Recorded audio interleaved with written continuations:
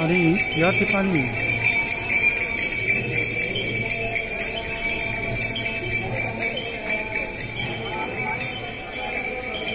ट्रस्टच्या वतीने सामुदायिक विवाह अगदी मोफत केले जातात। ही मुख्य बाजारपेठ। मुख्य बाजारपेठेने आपण येतोय मंदिराच्या प्रवेशद्वाराच्या दिशेने।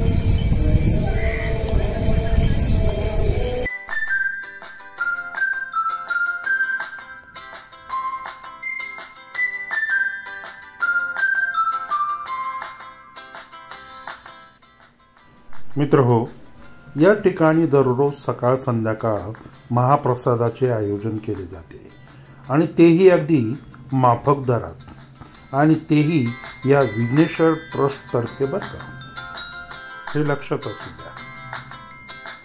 आणि या महाप्रसादाची व्यवस्था कशी केली जाते ते आता आपण बघूया। चला, आता हा समोर दिसत आहे तो एक छोटा लग्नाचा हॉल आहे। याच ठिकाणी छोटेखानी विवाह अगदी थाटामाटात पार पडतात आणि हॉलचे भाडेही अगदी परवडण्यासारखे आहे बरं का मंडळी। सर्व व्यवस्था विघ्नेश्वर ट्रस्ट तर्फे केली जाते मित्रांनो। आता आपण जातोय ते महाप्रसादालय कक्षाकडे। चला बघूया कशी व्यवस्था आहे इथेही। आता हे समोर दिसत आहे हे महाप्रसादालयाचं प्रवेशद्वार आहे आणि यानेच आता आपण आत जातोय।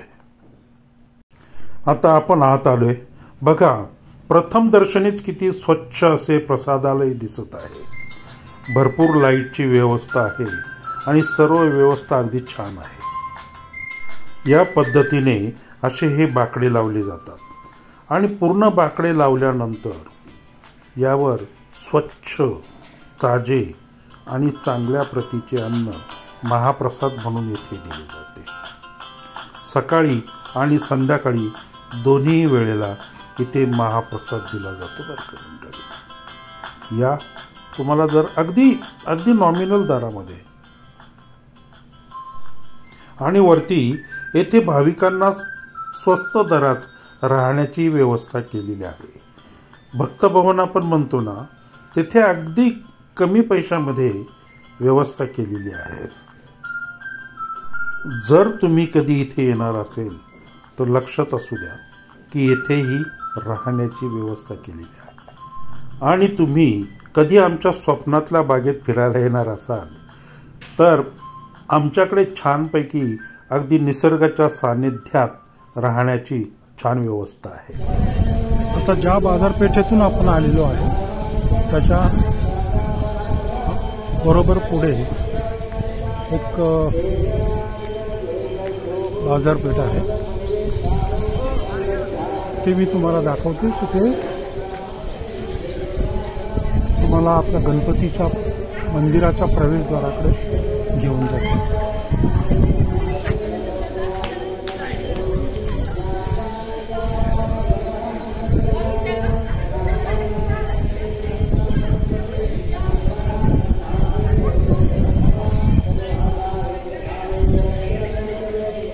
अशी बाजारपेठ या ठिकाणी आहे।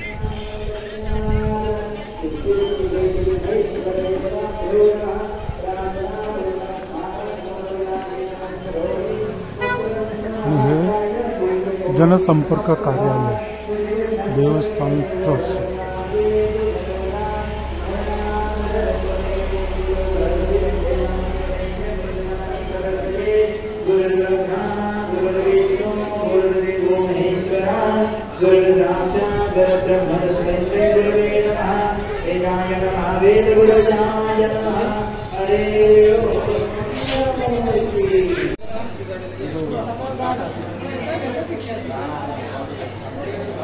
हे मंदिराचं प्रवेशद्वार।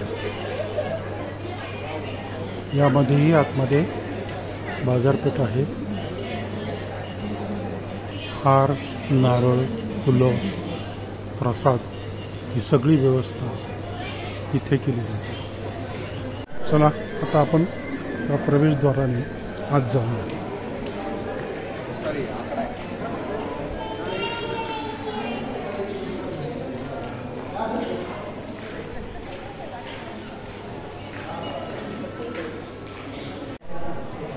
हा स्वागत व देणगी कक्ष बघा किती सुंदर असा सजवलेला आहे. ज्यांना देणगी द्यायची कुठल्याही स्वरूपात या ठिकाणी दिली जाते.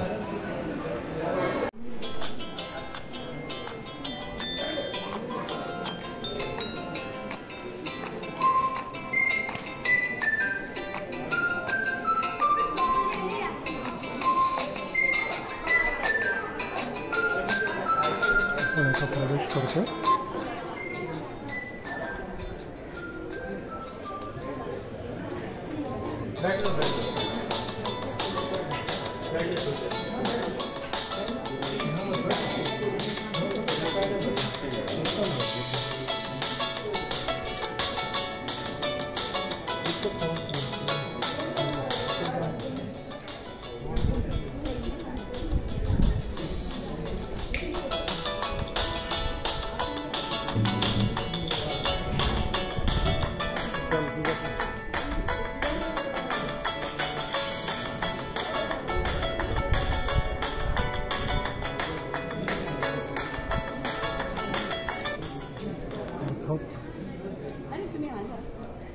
एखादी बॅग मध्ये जागा आहे?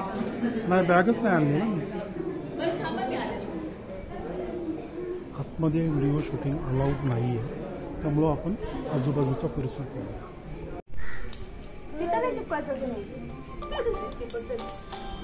ही मंदिराची बॅक साईड आहे. अतिशय प्रसन्न असं वातावरण या मंदिराच्या इथे जर आलं तर छान वाटतं, खूप प्रसन्न वाटतं. हा एक दरवाजा आहे. पण आतमध्ये व्हिडिओला परमिशन नाही आहे आणि ते योग्यही दिसत नाही.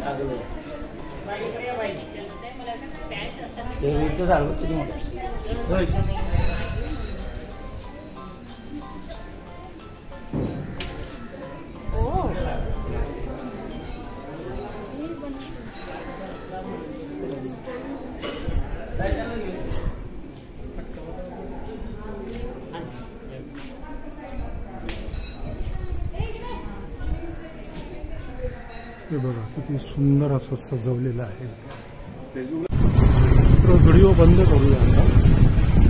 आणि जर तुम्हाला स्वप्नातल्या बागेपासून अतिशय जवळ म्हणजे 2 किलोमीटर 5 किलोमीटर या अंतरावर अष्टविनायकांपैकी जर गणपती करायचे असतील नक्की आमच्या स्वप्नातल्या बागेत या.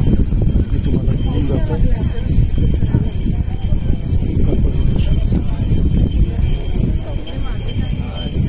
थांबूया.